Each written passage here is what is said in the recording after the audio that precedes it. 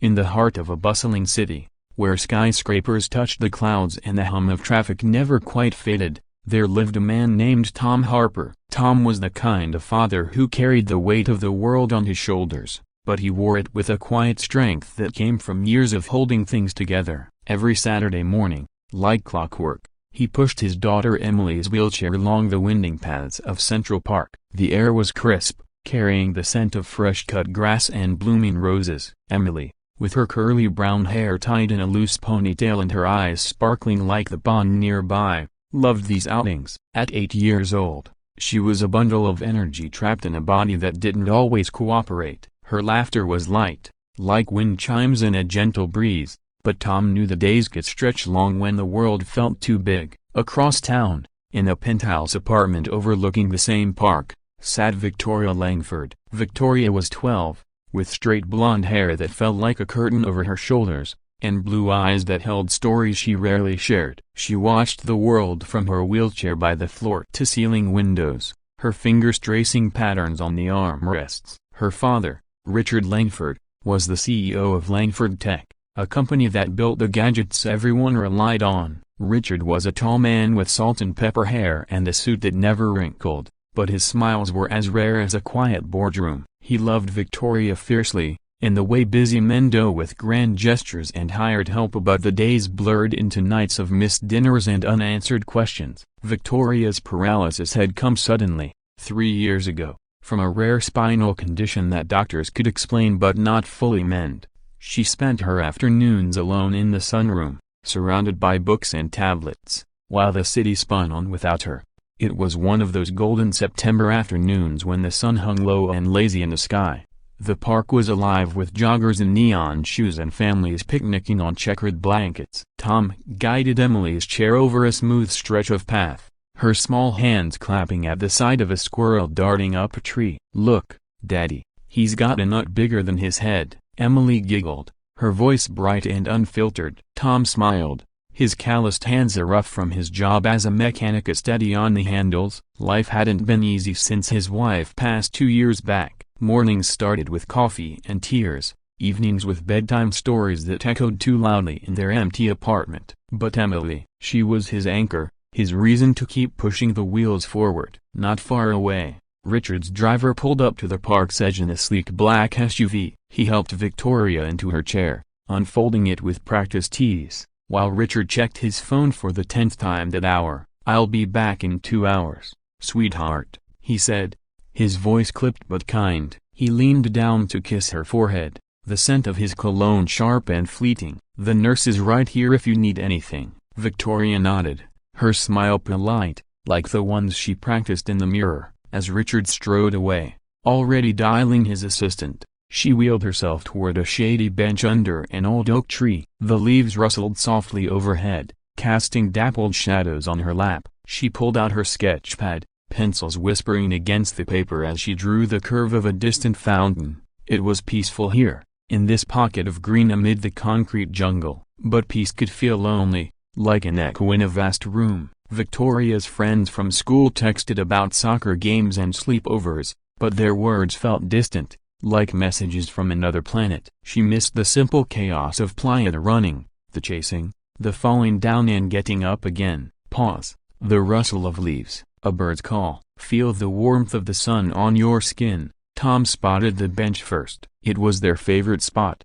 right by the pond where ducks glided like tiny boats. Emily tugged at his sleeve. "Daddy, can we feed them today, please? I saved my bread crusts." Her eyes were wide, pleading in that way that melted him every time. "Of course, kiddo," Tom replied, his voice warm like the earth after rain. He lifted the small bag of crumbs from her backpack, handing it over carefully. As they approached, Emily's chair bumped gently over a root, and she let out a squeal of delight. That's when Tom noticed here the girl by the bench had bent over her drawing, her chair much like Emily's but sleeker, with shining silver rims. Victoria looked up at the sound, her pencil pausing mid-stroke. The little girl was scattering crumbs to the ducks, her laughter bubbling up like a spring. The man with hair tall, with kind eyes and a faded baseball cap knelt beside her, pointing out a duck with a funny waddle. Something stirred in Victoria's chest, a quiet ache she couldn't name. It had been so long since she'd seen play like that,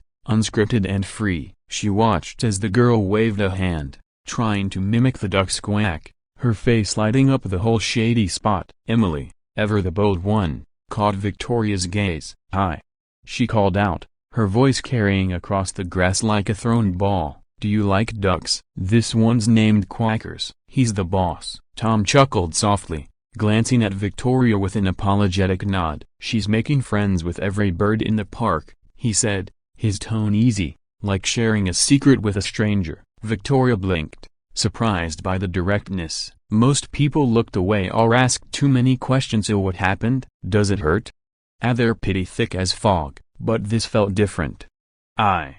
Yeah, I like ducks," she replied, her voice soft, tentative. She closed her sketchpad, wheels creaking as she inched closer. "Quackers suits him, he does look bossy." Emily beamed. "Crumbs forgotten. Wanna help feed him? He's greedy." Before Tom could intervene, she was rolling her chair nearer, leaving a trail of duck followers in her wake. Tom hung back a step, hands in his pockets, watching with a mix of caution and curiosity. Who was this girl? She seemed older, poised in a way Emily never would be, but there was a spark in her eyes that mirrored his daughter's. Victoria hesitated, then nodded. "Okay, just a few." She took a pinch of crumbs from Emily's outstretched hand, tossing them toward the water. The ducks quacked in approval, paddling furiously. For a moment, the world narrowed to that simple act of the flutter of wings, the splash of water, the shared giggle that escaped them both. It was easy, this exchange, like slipping into a favorite sweater on a cool day. As the crumbs ran low, Emily tilted her head. "What's your name?" "I'm Emily. This is my daddy, Tom. He's the best at fixing cars, but he can't draw at all." She wrinkled her nose dramatically. Tom ruffled her hair. "Guilty as charged." "Nice to meet you, Victoria," she said, the word feeling lighter on her tongue than usual. "And my dad's?" "Well, he's busy with work." She glanced toward the path where the SUV had vanished, a familiar pang twisting inside. "Busy." It was the word she used to explain the empty chairs at family events, the holidays spent with nannies. Emily didn't notice the shadow in her voice. "Victoria, that's pretty, like a queen. Do you draw? I saw your book." "Can I see?" Her enthusiasm was a force, pulling Victoria in before she could retreat. With a shy smile, Victoria flipped open the pad, revealing a sketch of the fountain, a delicate lines capturing the spray of water, the curve of stone. Emily's eyes widened. "Whoa, that's magic." "Daddy, look." She made it look alive. Tom leaned in, genuinely impressed. "That's incredible, Victoria. You've got real talent there." His praise was simple, no frills, but it landed warm in her chest. For once, it didn't feel like pity or obligation. It felt seen. Pause. The ducks quacked softly, fading into the background. Tension builds like a held breath. They talked then, the three of them, as the sun dipped lower, painting the pond in hues of orange and pink. Emily chattered about her school art projects, mostly finger paints gone wild, and her dream of owning a duck farm someday. Tom shared stories of greasy garage mishaps, his laughter deep and rumbling, easing the air between them. Victoria listened mostly, chiming in with questions that made Emily bounce in her seat. But beneath the easy flow, Tom sensed the undercurrent. Victoria's glances toward her watch, the way her shoulders tensed when her phone buzzed unanswered. She was holding back, like a flower not quite ready to bloom. And Victoria, she felt it too. Emily's world was small but filled with a father's steady presence, unhurried stories at dinner, her own days stretched thin, scheduled around therapies and tutors, with Richard's calls from across the ocean the closest he came to tucking her in. "Your dad's a mechanic?" she asked Tom at one point, curiosity winning over reserve. "That sounds fun, like you get to make things work." Tom nodded, wiping a smudge of dirt from Emily's knee. "It has its days. Keeps the lights on, you know, but the real magic's in moments like these, watching her light up over a duck." He paused, his eyes meeting Victoria's. There was understanding there, unspoken but heavy. Single parents, he figured, or close enough. The weight of raising a child with needs the world wasn't built for. As the afternoon waned, Emily yawned, her energy finally flagging. "Victoria, you should come play at my house sometime. We have a big backyard, wait, it's tiny, but we can pretend it's a castle. My daughter wait. I mean, me. I have dolls that talk back. She clapped her hands, then froze, giggling at her slip. Victoria's laugh joined hers, genuine and light. But then, the twist came,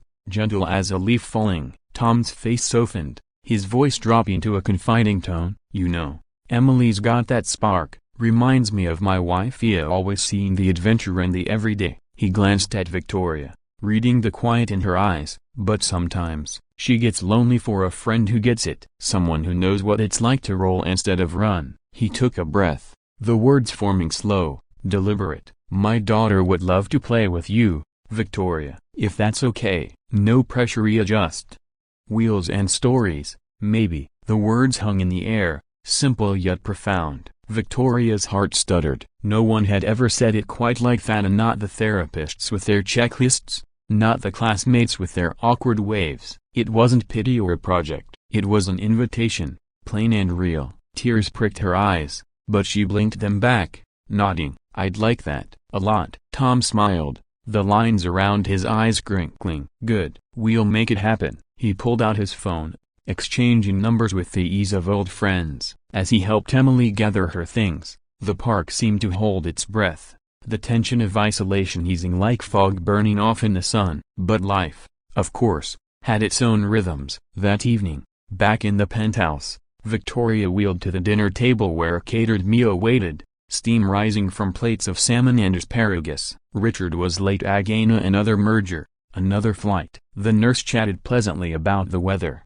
but Victoria's mind was elsewhere. Replaying the afternoon, she sketched it quickly, 3 figures by the pond, connected by invisible threads. When Richard finally burst in, tie loosened, he dropped his briefcase with a thud. Sorry, Vic. Traffic from the airport was a nightmare. How was your day? She looked up, her voice steady. It was good, Dad, really good. I met someone in the park, a girl named Emily. Her dad's a mechanic. They invited me to play. The words tumbled out, laced with the vulnerability she rarely showed. Richard paused, fork midway to his mouth. His face, usually etched with deadlines, softened. Play? Like with dolls or something? He sat back, processing. For the first time in months, he really looked at her. The hope in her eyes, the way her hands gripped the sketchpad like a lifeline. Yeah, Victoria said, a small smile breaking through. Just play. No big deal. But it was a big deal. That night, as Richard lay awake in the dim light of his study, staring at emails he didn't open, the words echoed. Play. When had he last done that with her? The therapies, the specialists he'd thrown money at the problem, built walls of security around her world. But security could feel like a cage. The next morning, he canceled a meeting. Something unthinkable the day before. Vic, he called from the hallway, his voice tentative. Want to go to the park? Just us? I could use some duck feeding practice. Victoria's eyes widened from her room. Really? You do that? Absolutely. He stepped in, kneeling to her level, a gesture he hadn't made since she was small. Tell me about this Emily and her dad. Sounds like good people. Over the following weeks, the park became their bridge. Tom and Emily arrived early, blankets spread with homemade lemonade and cookies that Emily helped bake, mostly by sneaking chocolate chips. Victoria joined them, her sketches piling up, Emily as a duck queen, Tom as a knight fixing a broken castle wheel. Richard came too, at first hovering on the edges, phone in hand, but slowly, he set it aside. He pushed Victoria's chair one Saturday, laughing as Emily directed them on a treasure hunt for the park's hidden statues. You're a natural, Mr. Langford, Tom said, clapping him on the back. CEO by day, explorer by afternoon. Richard chuckled, the sound rusty but real. Call me Richard. And thanks. It's been too long since I played hooky. Their talks turned deeper over time, Tom sharing the ache of loss, Richard admitting the guilt of absence. Two fathers, worlds apart, finding common ground in the laughter of their girls, Emily and Victoria. Their friendship bloomed like the roses around the bench. They built forts from sticks and imagination, whispering secrets about dreams of Victoria's of illustrating books, Emily's of racing bikes, even if it meant pedal S1s for now. There were hard days too.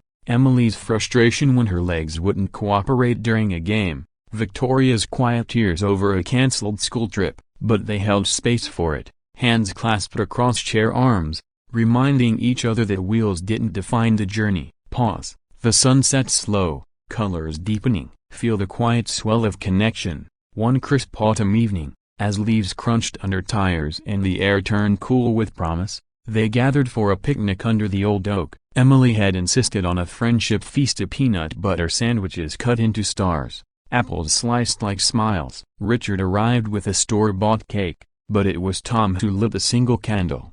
His voice steady as he led a silly song. Victoria blew it out, her wish silent but sure. More days like this. More us. As the sky darkened to twilight, the group sat in a loose circle, the girls' heads together over a shared sketchpad. Tom turned to Richard, voice low. You know, I never thought a chance meeting could shift everything. But here we are. Richard nodded, eyes on his daughter, truly on her, not through a screen. Me neither. It's the little things, isn't it? The ones we almost miss. The insight settled over them like a warm blanket. In a world that rushes headlong, the deepest bonds form in the pause as of the shared crumbs, the invited play, the willingness to wheel alongside. Isolation doesn't have to be the end of the story sometimes, it's just the path to someone who says, come play. And so, in that park where strangers became family, they found their rhythm. Not perfect, not without stumbles, but real, emotionally grounded, like roots digging deep into fertile earth. If this tale of quiet connections touches you, take a moment today, reach out to someone sitting alone, wheel over, scatter some crumbs, offer a play date. You might just light up a world.